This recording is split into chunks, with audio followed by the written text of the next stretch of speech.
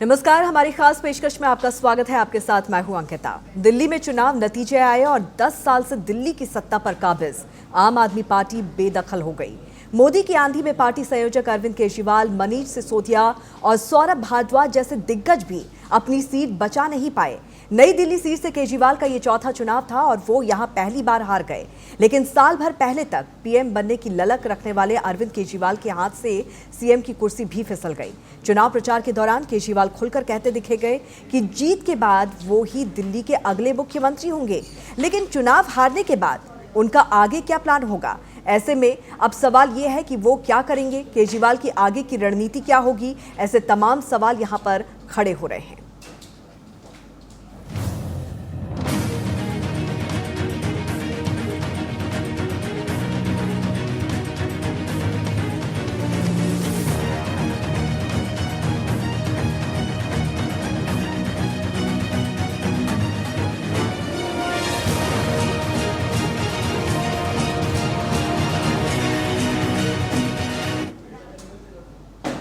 तो दिल्ली की हार ने अरविंद केजरीवाल के चुनावी अस्तित्व पर सवाल उठा दिया है। दरअसल इस चुनाव में उन्होंने अपनी सीट नई दिल्ली भी गंवा दी है। बड़ी बात यह है कि उनकी पूरी पार्टी शराब घोटाले में एक आरोपी बनाई गई है। ऐसे में उनकी आप संयोजक वाली कुर्सी भी खतरे में नजर आ रही है। सबकी नजर उनके अगले कदम पर भी टिकी हुई है। हालांकि चुनाव हारने के बाद उन्होंने कहा कि हम न सिर्फ एक मजबूत विपक्ष की भूमिका निभाएंगे बल्कि लोगों के बीच रहेंगे और उनकी सेवा करते रहेंगे। हालांकि केजरीवाल ने अभी ये साफ नहीं किया है कि उनकी भूमिका क्या होगी, लेकिन इस सवाल से उनके पीएम बनने की ललक और सीएम बनने की कसक अधूरी रह गई है। अब जो जनता ने हमें निर्णय दिया है, हम न केवल एक कंस्ट्रक्टिव ऑपोजिशन का रोल निभाएंगे बल्कि हम समाज सेवा, जनता के सुख दुख में काम आना, व्यक्तिगत तौर पे जिसको भी जो ज़रूरत होगी, हम लोगों के सुख दुख में हमेशा काम आएंगे। क्योंकि हम राजनीति में कोई सत्ता के लिए नहीं आए, हम राजनीति को एक ज़रिया मानते हैं जिसके ज़रिए जनता की सेवा की जा सके, जिसके ज़रिए लोगों के सुख दुख में काम आया जा सके। वो काम हम करते रहेंगे और हमें आगे भी इसी तरह से जनता के सुख दुख में काम आना है। तो अरविंद केजरीवाल के सियासी भविष्य को लेकर अब कई तरह के सवाल खड़े हो रहे हैं कि अब अरविंद केजरीवाल का अगला कदम क्या होगा, कौन से विकल्प अरविंद केजरीवाल के पास अब यहां पर रहते हैं। इसी पर चर्चा करने के लिए हमारे साथ खास मेहमान भी जुड़ चुके हैं। राजनीतिक विश्लेषक निरंजन पोद्दार जी हमारे साथ जुड़े हुए हैं और बीजेपी के प्रवक्ता डॉक्टर अविरल मलिक जी भी हमारे साथ इस चर्चा में शामिल हो रहे हैं। सबसे पहले निरंजन पोद्दार जी का रुख यहाँ पर हम कर लेते हैं। निरंजन जी, अरविंद केजरीवाल जिस तरह से लगातार पीएम बनने की अपनी जो ललक है वो दिखाते रहे हैं, लेकिन सीएम बनना भी उनका जो सपना था वो अधूरा यहां पर नजर आ रहा है। निश्चित रूप से देखिए, जिस तरीके से आम आदमी पार्टी की हम बात करें तो निश्चित रूप से आम आदमी पार्टी अपने सबसे बुरे दौर से इस समय गुजरी है और आने वाला समय उसके लिए मेरे हिसाब से बहुत ज्यादा संकटकालिक होगा। उसका मुख्य कारण ये है कि जिस तरीके से हम अगर आम आदमी पार्टी या अरविंद केजरीवाल जी दोनों, एक पहले तो आप ये समझ लीजिए दोनों एक दूसरे के पर्यायवाची है।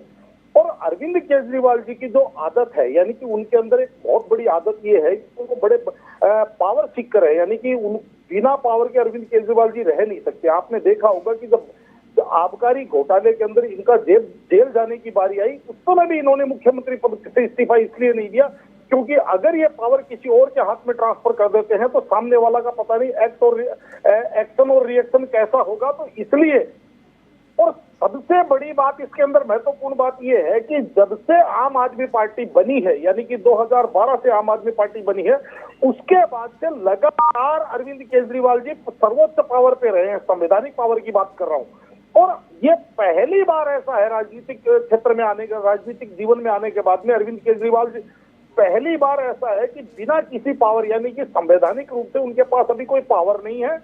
अब ये देखने वाली बात है कि उन्हीं के चेले, यानी कि जो उनके शागिर्द हैं, वो आज उनसे ज्यादा पावरफुल है। अब इसके बाद में वो किस तरीके से एक्ट करते हैं, किसके ऊपर भरोसा। और सबसे एक चीज और महत्वपूर्ण बात यहाँ पे, जिस तरीके से अरविंद केजरीवाल जी का हम उनका स्वभाव जानते हैं, वो एक दो लोगों के अलावा किसी के ऊपर विश्वास नहीं करते। बहुत बड़ा मतलब अविश्वास उनके मन में उत्पन्न, एक आशंका उत्पन्न रहती है। तो इसलिए अब वो किसके ऊपर विश्वास करेंगे, एलओपी किसको बनाएंगे, यहां तक भी हमारे पास सूचना आ रही है कि आतिशी शायद अब आम आदमी पार्टी को छोड़ करके और एक बड़ा गुट लेकर के और एक अलग से अपना कोई गुट बना ले, अगर उनको एलओपी नहीं बनाया जाए। इधर गोपाल राय जो सबसे वरिष्ठ नेता है और इस बाबरपुर से लगातार जीतते हुए आ रहे हैं, और इस बार भी उन्होंने जब आम आदमी पार्टी के बड़े बड़े छत्रप ढह गए उस समय गोपाल राय जी बड़े मार्जिन से चुनाव जीत करके आए हैं और जिसको कहते हैं सबसे सेफ सीट बाबरपुर की मानी जाती है। तो उस हिसाब से गोपाल राय जी, और सबसे बड़ी बात आंदोलन से वो शुरुआत में साथ में, अब अगर आम आदमी पार्टी के अंदर गोपाल राय जी को दरकिनार करके अगर एलओपी आतिशी जी को बनाते हैं तो कहीं ना कहीं गोपाल राय जी के मन में भी असंतुष्टि है। और गोपाल राय जी का इसके अंदर बड़ा कद आम आदमी पार्टी के अंदर है, वो प्रदेश अध्यक्ष भी कई वर्षों से रहे। तो कहने का तात्पर्य एक तो ये है। दूसरी बात, पंजाब की बात करें तो पंजाब के अंदर आम आदमी पार्टी की जो सरकार है, और पंजाब का जो स्वभाव हम जानते हैं कि पंजाबी लोग ज्यादा बर्दाश्त नहीं करते किसी चीज को, बहुत ज्यादा दिनों तक वो किसी चीज को बर्दाश्त करने की स्थिति में नहीं होती है। अब वहां के जो नेता हैं वो शुरू से मुखर। बिल्कुल, अविरल जी भी लगातार हमारे साथ इस चर्चा में जुड़े हुए हैं। अविरल जी, मोदी की आंधी लगातार हम यहाँ पर देख रहे हैं। प्रधानमंत्री नरेंद्र मोदी के नाम पर बीजेपी ने कई चुनाव जीते हैं, दिल्ली भी उसी का एक नतीजा है और एक बड़ा उदाहरण है। मोदी की आंधी में न केवल अरविंद केजरीवाल बल्कि पार्टी के कई दिग्गज नेता भी अपनी सीट यहाँ पर नहीं बचा पाए।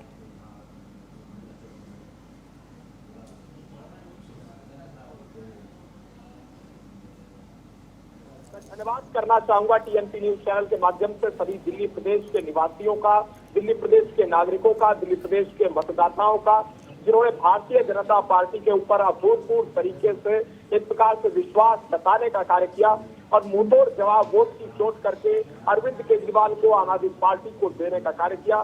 जिस प्रकार से खुद को आम आदमी कहा करते थे, ये शराब घोटाला इनके द्वारा किया गया, साथ साथ जिस प्रकार से बिजली सब्सिडी घोटाला हो, जल बोर्ड घोटाला हो, ऑक्सीजन घोटाला हो, कोरोना काल के समय में भी जिस समय लोग पीड़ित थे, परेशान थे, उस समय भी एक घोटाला करने में लगे हुए थे। चाहे वो ऑक्सीजन घोटाले की बात हो, यमुना सफाई घोटाले की बात हो, मां यमुना का अपमान करने का विषय हो, और उसके साथ साथ इस प्रकार से इनके द्वारा भ्रष्टाचार को बढ़ावा दिया गया, करप्शन को बढ़ावा दिया गया, गरीबी को, राज्य स्तरीय गरीबी हो, राज्य स्तरीय महंगाई हो, राज्य स्तरीय बेरोजगारी हो, किसी युवा को इनके द्वारा रोजगार देने का कार्य नहीं किया गया। तो निश्चित रूप से दिल्ली प्रदेश के निवासियों ने इन्हें मुंहतोड़ जवाब देने का कार्य किया। इन्हें गरीब की किसी प्रकार की कोई चिंता नहीं है। ये स्वार्थी लोग हैं, स्वार्थ सर्वोपरि के आधार पर चलने वाले लोग हैं, अपने हित को केवल और केवल ये देखते हैं। और उसी प्रकार से कांग्रेस पार्टी है। कांग्रेस पार्टी फैमिली फर्स्ट के आधार पर चलने वाली पार्टी है। विपक्ष का काम, इन लोगों का काम निश्चित रूप से यही है, अटकाना, लटकाना और भटकाना, इसके आधार पर ये चलते हैं।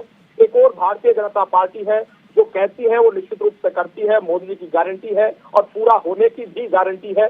और भारतीय जनता पार्टी की सरकार निश्चित रूप से आई है और इस बार जितने भी पॉइंट मैनिफेस्टो में हमारे संकल्प पत्र में दिए गए थे, जितने भी हमने दिल्ली प्रदेश की जनता के मध्य में वायदे किए थे, प्रत्येक वायदे को पूर्ण करने का कार्य भारतीय जनता पार्टी सरकार निश्चित रूप से करेगी। इसमें किसी प्रकार की कोई दो राय नहीं है, कोई शक नहीं है, कोई चिंता नहीं है, कोई संशय नहीं है और इनकी राजनीति समाप्त हो चुकी है। सवाल अब यहाँ पर अरविंद केजरीवाल के सियासी भविष्य को लेकर खड़ा होता हुआ नजर आ रहा है। अरविंद केजरीवाल का अब अगला कदम क्या होगा, क्योंकि वो अपनी सीट भी गंवा चुके हैं, विधानसभा वो जा नहीं सकते हैं। ऐसे में अब क्या करने वाले हैं अरविंद केजरीवाल? जी मेरी आवाज आ रही है आप तक? ये बिल्कुल, ये नरेश शर्मा जी से ये मेरा सवाल है।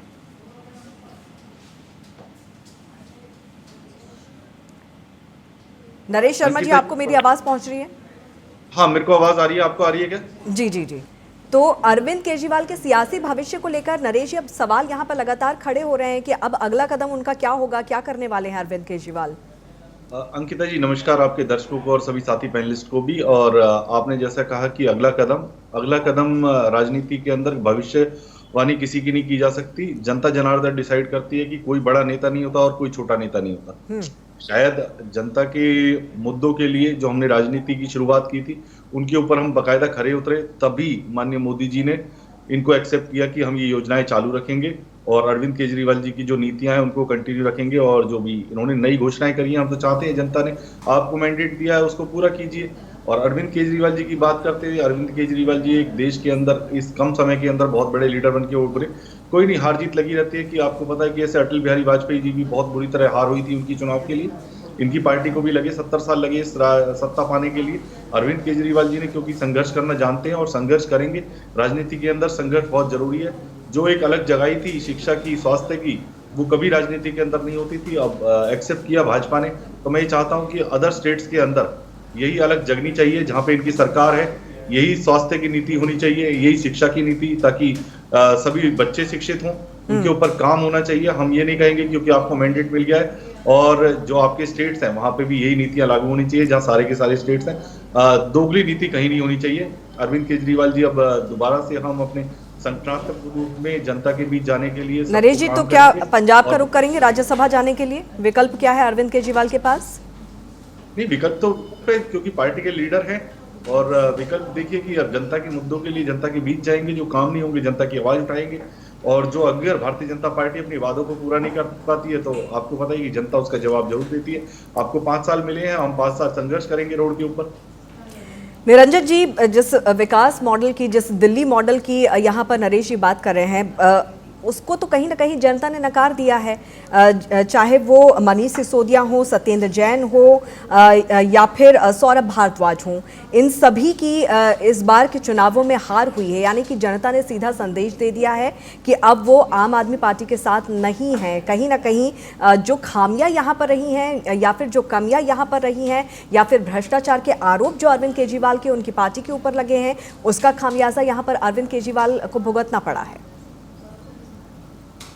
रूप से देखिए अंकिता जी, सबसे पहली बात तो आप ये समझिए, जिस तरीके से आम आदमी पार्टी बनी थी वो कहीं ना कहीं एक, उसके बाद में इनके अंदर एक अहंकार की राजनीति आ गई। देखिए, आपने देखा होगा कि जिस तरीके से अरविंद केजरीवाल जी के बोल थे, अभी चुनाव के दौरान भी जिस तरीके से इन्होंने इनका एक वीडियो वायरल हो रहा है जिसमें ये कह रहे हैं नरेंद्र मोदी जी आपको तो 100 साल लगेंगे दिल्ली चुनाव जीतने के लिए। तो कहने का तात्पर्य ये है कि इतना अहम और वहम जिस पार्टी या जिस भी राजनीतिक व्यक्ति में आ जाती है, जनता उसको कहीं ना कहीं सबक सिखाती है। रही बात आपने जो भ्रष्टाचार के आरोपों की बात करी, तो देखिए अभी तक तो वो आरोप थे, लेकिन जिस तरीके से अरविंद केजरीवाल जी ने इन आरोपों को राजनीतिक परिक्षेत्र में ये ले आए थे, क्योंकि अरविंद केजरीवाल जी की स्वयं बयानबाजी है कि अगर आप मुझे ईमानदार समझते हैं, मेरे को अगर आप क्लीन समझते हैं, तो मुझे चुनाव जिता करके दोबारा से मुझे अगर आप भेजते हैं तो मैं मुख्यमंत्री बनूंगा, और अगर आप मुझे चोर समझते हैं तो मुझे वोट दे करके मुझे हरा करके घर बैठा देंगे। तो कहीं ना कहीं आज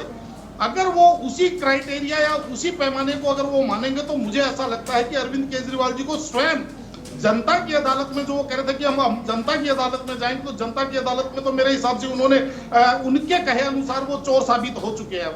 वो अलग बात है।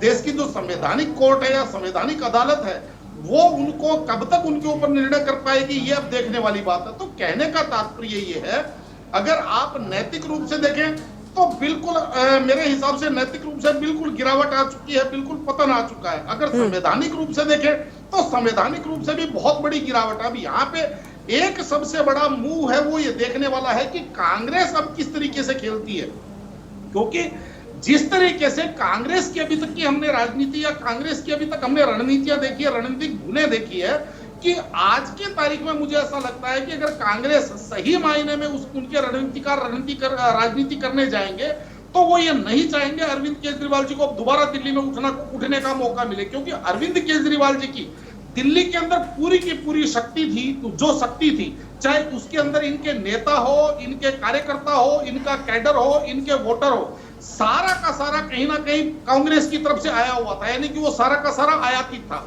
अब अगर कांग्रेस मान लीजिए इनके साथ दोबारा से भारतीय जनता पार्टी से राजनीतिक वैमनस्य को लेकर के इनको दोबारा से, इनको अगर सांस लेने का या इनको दोबारा से उठने का अवसर देती है, तो कहीं ना कहीं ये इनकी राजनीति के अंदर दोबारा से हो सकता है, दोबारा से जिसको कहते हैं पुनर्जीवित हो जाए। लेकिन अगर कांग्रेस अब अगर इस चीज को लेकर के चले कि अब 2030 का विधानसभा चुनाव केवल और केवल भारतीय जनता पार्टी और कांग्रेस के बीच में होना चाहिए, तो निश्चित रूप से कांग्रेस भी चाहेगी कि अब आम आदमी पार्टी को दोबारा से उठने नहीं दिया जाए। लेकिन निरंजन जी, भ्रष्टाचार की तलवार भी ऊपर लटक ही रही है। जिस तरह से प्रधानमंत्री नरेंद्र मोदी ने भी इस बात के संकेत दे दिए हैं और अब हार के बाद यहां पर अरविंद केजरीवाल और उनकी पार्टी के तमाम नेताओं के ऊपर जो भ्रष्टाचार के जो आरोप हैं उससे जो जुड़ा हुआ मामला है, अब उस केस में तेजी यहां पर देखने को मिल सकती है। ऐसे में अरविंद केजरीवाल की जो संयोजक वाली कुर्सी भी है वो भी हाथ से जा सकती है, जेल तक उनको जाना पड़ सकता है।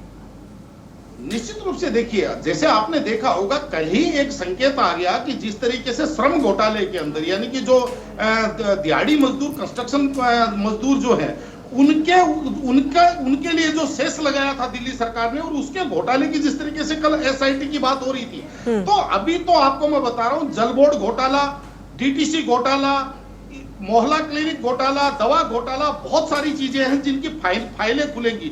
अब राजनीति के अंदर देखिए कुछ नहीं कहा जा सकता। मेरा यह मानना है कि भारत की राजनीति के अंदर कभी भी हर बार 2-2-4 नहीं होता है, कई बार 2-2-3 भी हो रहा होता है, कई बार 2-2-5 भी होता है। अब अरविंद केजरीवाल जी अगर अंदर खाते मान लीजिए अपने लाइजनर भेज करके कहीं ना कहीं मोदी जी से क्षमा याचना कर लेते हैं, तो भारतीय जनता पार्टी के ऊपर भी हम ये चीज को मान सकते हैं कि भारतीय जनता पार्टी आम आदमी पार्टी को अगली बीएसपी बना देगी। बीएसपी कैसे कि अगर अपोजिशन को कहीं से काटना है तो जैसे आपने देखा होगा कि पिछले लगभग 8-10 वर्षों से बीएसपी की जो राजनीति है उसके ऊपर आप एक बार दृष्टिकोण डालेंगे कि जहां भारतीय जनता पार्टी को सूट करती है वहां पे वो कैंडिडेट खड़ा कर देते हैं, जहां भारतीय जनता पार्टी चाहती है वहां से वो अपनी कैंडिडेट नहीं देते। तो हो सकता है अंदर खाते कुछ सेटिंग हो जाए, क्योंकि भारतीय जनता पार्टी भी नहीं चाहेगी कि आम आदमी पार्टी देश से बिल्कुल खत्म हो जाए। बिल्कुल, अविरल जी से इसका जवाब ले लेते हैं। अविरल जी, आप क्या इस पर कहना चाहेंगे?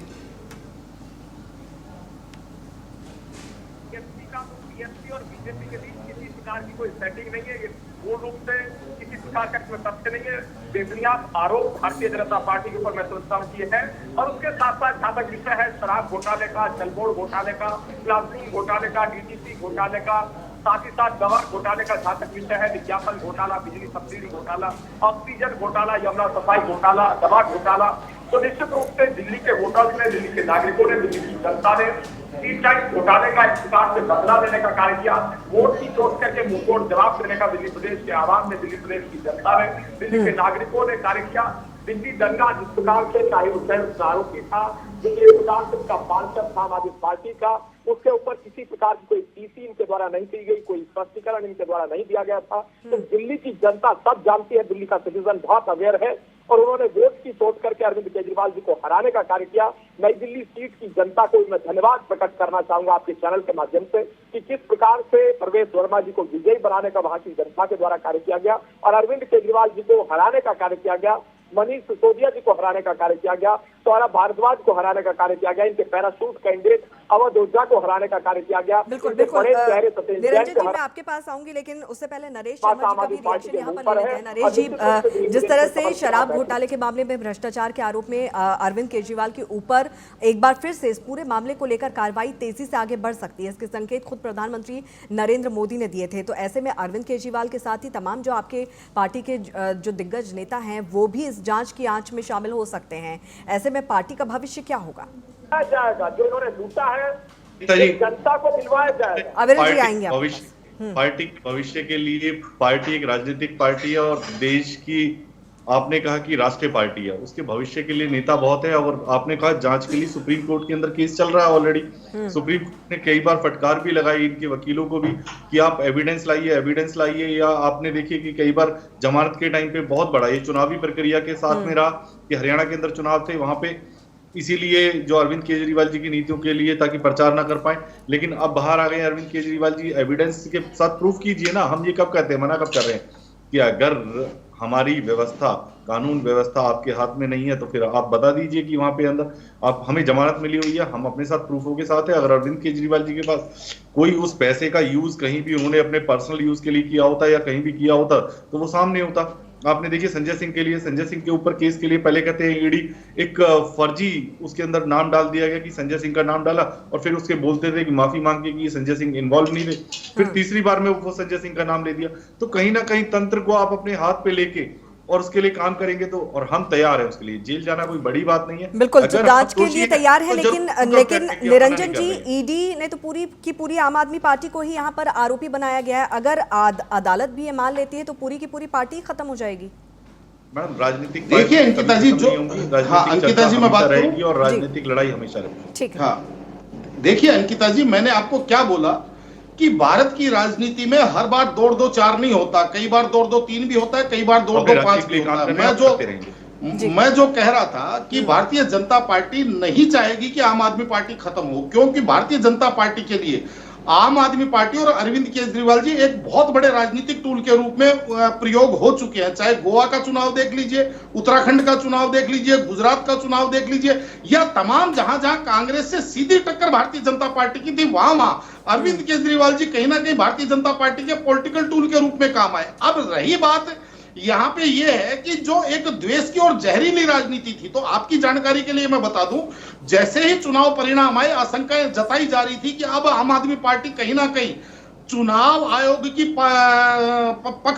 चुनाव आयोग की निष्पक्षता को और ईवीएम को बड़ा मुद्दा बनाएगी और कहीं ना कहीं इंडिया गठबंधन उसमें लामबंद होगा। लेकिन आपने देखा होगा कि जैसे ही चुनाव परिणाम आए, सारी की सारी पार्टी उस बात को लेकर के खामोश है।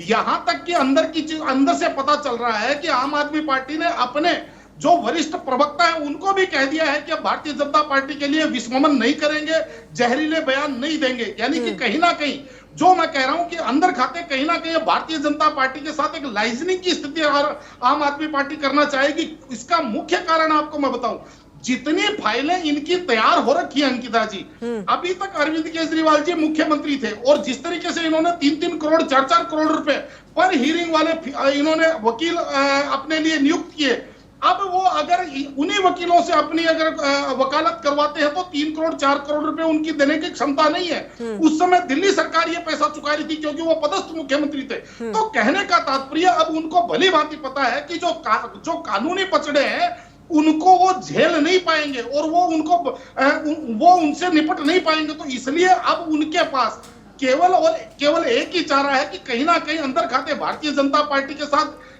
थोड़ा सा जो एक वोमेनेस था या एक जो कड़वाहट थी उसको कम करके, और जिस तरीके से भारत की राजनीति के अंदर चलता है कि न तुम हारे न हम हारे, तुम्हारी भी जय जय हमारी भी जय जय, तो उसी प्रकार की राजनीति अब आम आदमी पार्टी मेरे ख्याल बिल्कुल। तो कानूनी पचड़ा तो है ही, सियासत को सियासी भविष्य को लेकर यहाँ पर संकट खड़ा होता हुआ नजर आ रहा है। ऐसे में अरविंद केजरीवाल के पास अब रास्ते यहाँ पर क्या बताएं, बहुत संक्षेप में निरंजन जी आपसे समझना चाहेंगे। देखिए अरविंद केजरीवाल जी के पास मैंने आपको बताया कि मात्र इस समय एक ही रास्ता है और वो ये है कि अगर इनके लाइजनर जाकर के अरविंद भारतीय जनता पार्टी, नरेंद्र मोदी जी, अमित शाह जी, उनके साथ कहीं ना कहीं अगर कड़वाहट कम करने में अगर सक्षम हो पाते हैं तो इनका राजनीतिक भविष्य आगे सर्वाइवल वाली पोजीशन रहेगी। और अगर मान लीजिए ये अभी भी वही जहरीली और जो जिस तरीके से आरोप प्रत्यारोप किया, यूं कहें कि कीचड़ उछालने वाली राजनीति करते रहेंगे, तो मुझे ऐसा लगता है कि राजनीति तो छोड़िए, संयोजक के पद पर क्या रहेंगे या वो भी कुर्सी बदलेगी? जी, संयोजक के पद पर क्या बने रहेंगे या वो भी कुर्सी चले जाएगी?